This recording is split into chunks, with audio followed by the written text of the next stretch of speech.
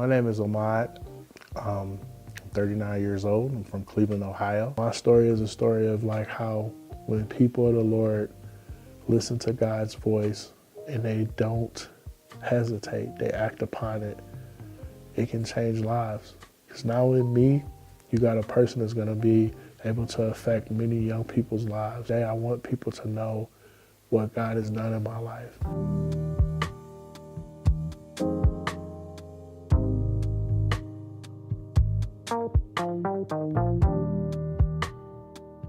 When I was about 15 and a half, at this point in time in my life, my dad had passed away from cancer.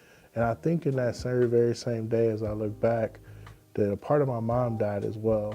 Because after my dad passed, her depression became deeper and her drug addiction became even stronger. And it was just me and my mom, I remember. And, during this time, I remember I would come home to like a household sometimes where she wouldn't talk. She would just lay on the couch sometimes and not say a word. And then sometimes when she did want anything, it was like usually just something like angrily said. It wasn't really much of a relationship.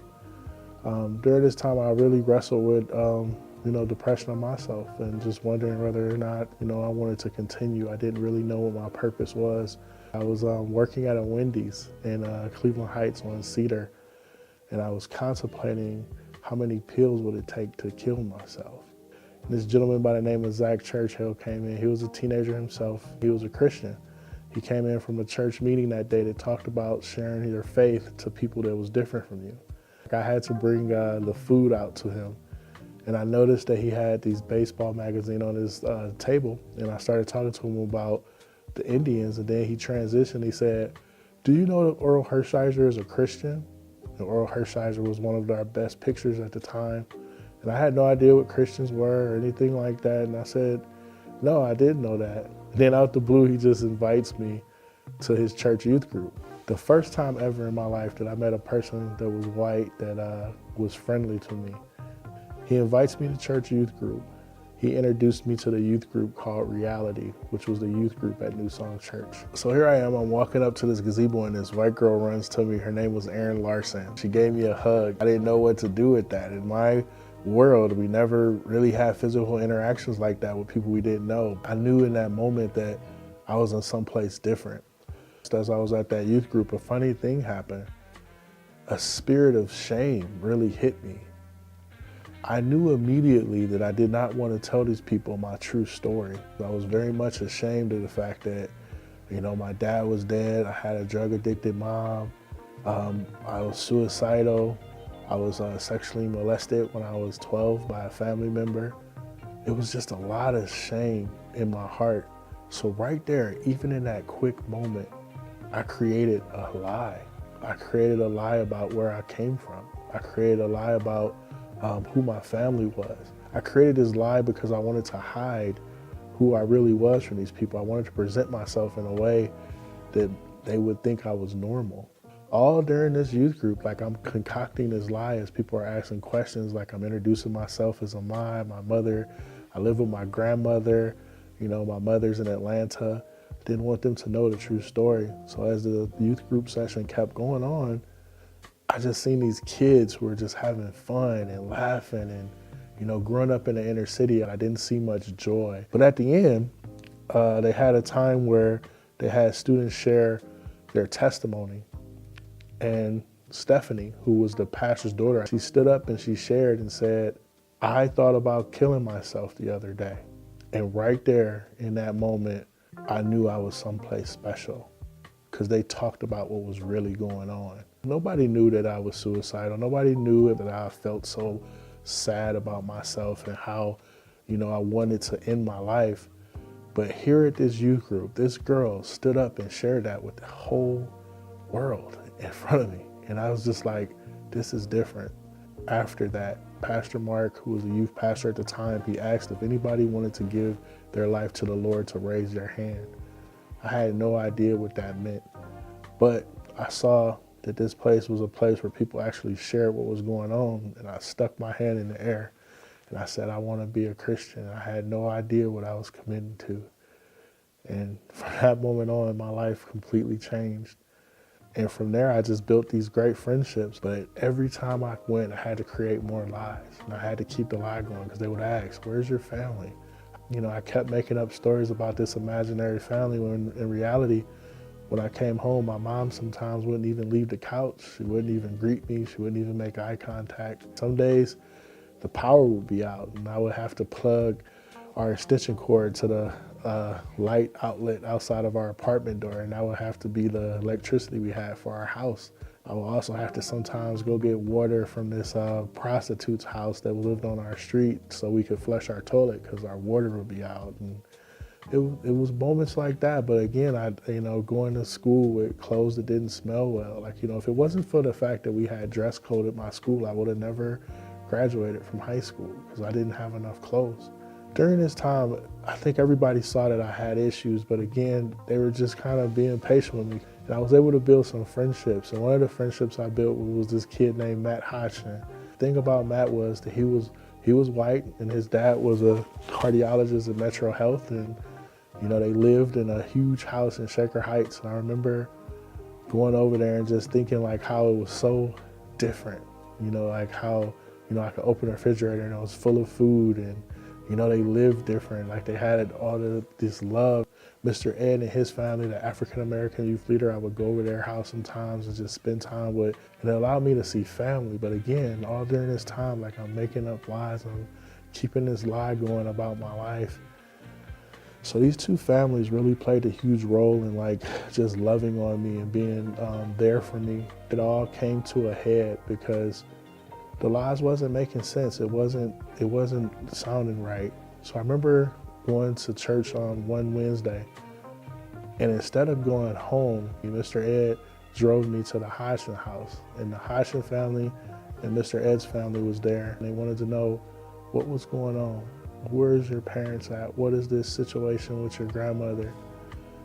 And the funny thing was, they basically said that we know that this is not true. When they told me all of this, I remember I couldn't breathe, and I felt like my world was coming to an end because I thought, because the lie was now out, that they were going to reject me. So I remember running out of the house with just my socks on and my shorts and my t-shirt, and I looked down the street. I made it to the street, and I looked back at the house. Nobody came out to follow me. Then I remember looking down the street, and it was just super dark, and the only light was from that living room. And I made a choice. I said I could either run down this street and never come back, or I could go back and face them. And I went back and I faced them, and they loved me. And they said they understood, and they said that they still cared about me, and they still loved me, and they wanted to work with me through these issues. I knew that I was a part of something special. I knew I could be honest. That next week, my mom had a drunk bender, and she was really out of it. She had some random guy over. I remember cursing at her, like, turn off the music. And I turn around and I just feel this sharp pain in the back of my head. So she hit me with a baseball bat in the back of my head, and I went to the hospital. I missed Wednesday night, so I remember talking to Matt on the phone because everybody wondered where I was. And I just told him the truth, and I said, well, my mom hit me with a bat and I had to go to the hospital, and told his parents. So his parents then talked to Pastor Randy. They wanted to make sure that I was safe. She just said, well, we'll take him. So she calls me and she says, we're coming to pick you up. I could fit all of my life into this gray little stretchy hospital bag. I put all of my stuff in this hospital bag, and my mom was still laying on the couch. And I told her, like, I'm leaving, I'm not coming back. She didn't say anything. And I walked out that door, and at 17, that would be the last time I lived with my mom. And the Hodgsons took me in, and one of the first things they did was I put all my clothes in the washer because they wasn't smelling that great. And they took me to Old Navy and they bought me new clothes. They took me to the third floor and they said, this is where you're gonna sleep now. I really just felt this immense feeling of guilt. Like, why me? Like, why am I here? Like, my mother is back home struggling, and I'm here in this beautiful home. And I remember pacing back and forth like that whole first night. And I remember going down to the kitchen and opened the refrigerator, and they had this huge refrigerator, and I have never seen so much food in the refrigerator in my life. And I went to get something to drink, and then I looked on the counter and I saw Pop's wallet there. And Pops used to always carry put a lot of money in his wallet.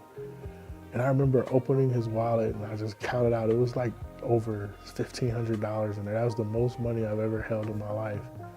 And I remember thinking as I was holding his money, I was like, I could take this to my mom right now and help her in her situation. But obviously if I did that, I would have ruined this huge opportunity. I even knew then at that time that this was something special, that this was something that is not normal. So I put the money back, I put the wallet there, and I went back upstairs. So pretty much for that first year that I stayed with them, I would walk and pace back and forth every night. I had a hard time feeling comfortable because I just felt so guilty. And they just let me in this family. Then I graduated, I went to Shaw High School, I graduated from there. Then I went to college. I really struggled with this time of my identity. And the sad part was I still didn't connect to God personally. It was more so I was doing it because the people I was around. I had to put on this performance because these church people are doing so much for me. So I'll just be a part of this. And throughout all of this, it was still not personal. I was at an event and I was like a junior at this time, and it was a Chi Alpha event. And the pastor of Chi Alpha, he got up in front of us and he said, I know some of you guys in this room are not living your life fully for the Lord. And I want you to reflect on that and pray on it. And from that moment on, it's like a switch occurred in me, and I wanted to know God more. So for a season of my life, like I said, the Hodgsons, the church, everyone was around me. It was probably the golden time of my life, being a part of that Chi Alpha. But I remember I asked the Lord one time, Lord, I want you to take everything away so all I have is you. And he did exactly that, and I didn't handle it well. During this time where I said that prayer, literally 6 months later, the Hodgsons announced that they were leaving Cleveland to move to Arizona. And then shortly after that, the Montgomery family, who I was very close to, Mr. Ed and his family, announced that they were moving to Atlanta. And they left, and I went to the west side of Cleveland, and I lived at this place on an apartment in State Road. And for those 3 years, I worked at this place called Parmadale. And Parmadale was a place for troubled teens. So what was interesting about that time of my life is I was in this intensive treatment center with all these kids that had all these issues. And I would go to their therapy sessions, and I found that I needed it. And I needed to hear these things. And I really grew in my role as I found out basically that I'm really gifted in working with young people. My mom, she started to clean herself up a little bit more. She got a little bit of treatment, and she wasn't getting as high anymore. She started to wanted to have a relationship with me and reconnect. But it would still be tough sometimes because he still felt that guilt of knowing that I left her and some other family now has taken a role, and another mother has come into my life so it was really hard when I would interact with her because she knew that Mama Hodgson had become my mom, and I trusted her in a way that I never trusted my mom. It's a new season of my life, what is my calling? Okay, I'm at Parmadale, I was working these part-time odd jobs. So what is my calling? What is my passion? So I was able at Cleveland State to get my bachelor's degree in English. Then I was able to get accepted to this master's program, the Masters of Urban Secondary Teaching.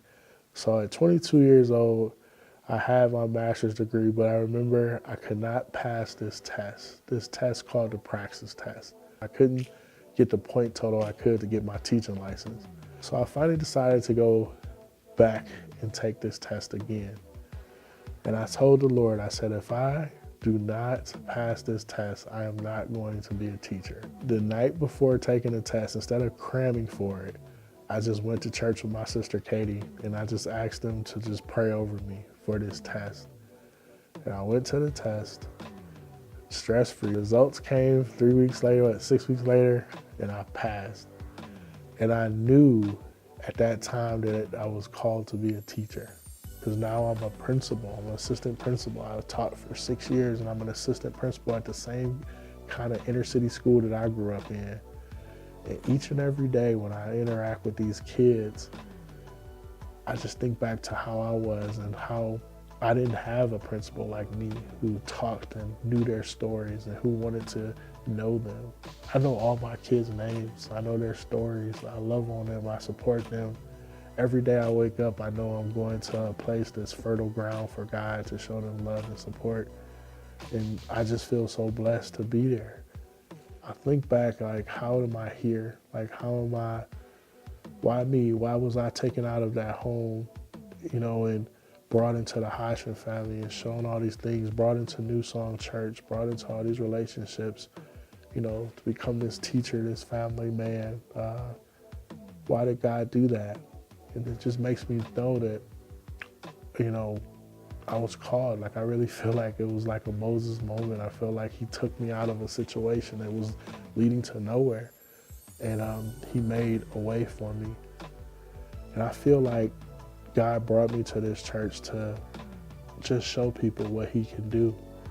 I don't think people realize that, like, he took me out of this situation and brought me into all of this love and support so that I could be a witness, that I'm sitting here now in this chair telling you this story, because I'm a living proof of like how God can take a life and change it and transform it and use it in a way that impacts other lives. It's not about race. It's not about, money. It's not about socioeconomic status. It's about having the love of God in your heart and being obedient to his call. And that's what many people has done. And that's what I'm going to do. He's given me such a support system in New Song Church that I know that I'm going to do great things. And there's never a moment in my day that I question God's presence in my life. I've never wrestled with that. I'm living proof of like how the Lord is real and just how the Lord sends people. All of those things we read about, him doing to people in the Bible, him being there, it happened to me. He sent people to love me. He sent people to help me through hard times. He sent people to encourage. My story is a story of God keeping all those promises that he says. Like without the Lord, I wouldn't be sitting here before you, the man that is committed to serving the Lord until my time is done.